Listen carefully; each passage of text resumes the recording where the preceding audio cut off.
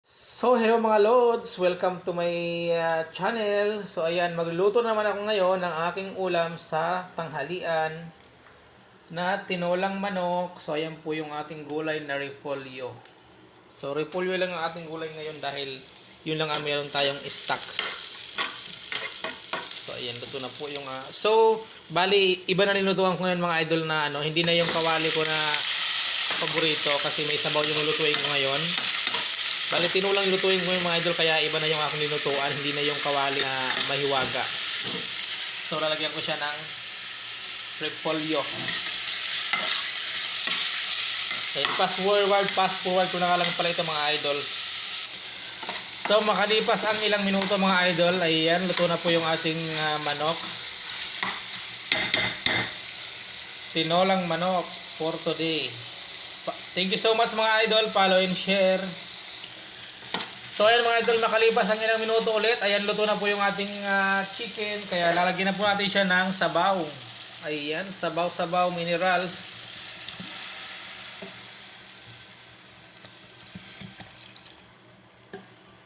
Ayan, yummy yan mga idols. So ayan mga idol, kulo na po yung ating sabaw. Lalagyan natin yung ating repolyo, ang ating gulay.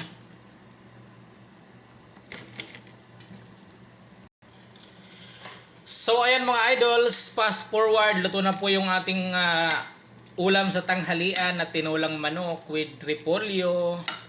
Thank you so much mga idol, follow and share. Ayan, mag-iwan po kayo dyan ng comment sa ating comment section para masundan kayo ng ating mga kaibigan at syempre para masundan ko kayo sa inyong mga tahanan.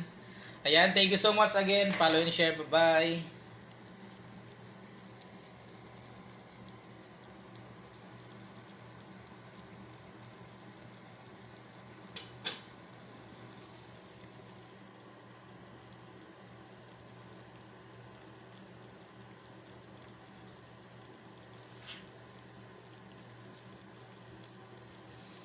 Thank you so much po mga kadaks. Ayan, paki-subscribe na lang po and syempre thank you so much. Ayan po yung aking ulam for today na tinolang manok with repolyo. Yummy yan mga idols.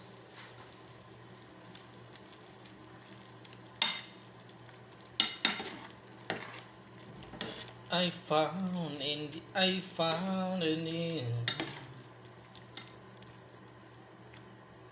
La, la, la, la, la. Ayan po yung ating tinola for today's video.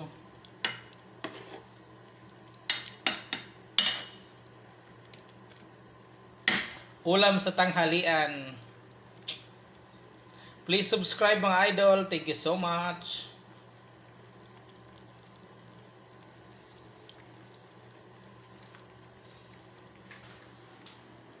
At syempre ito naman yung ating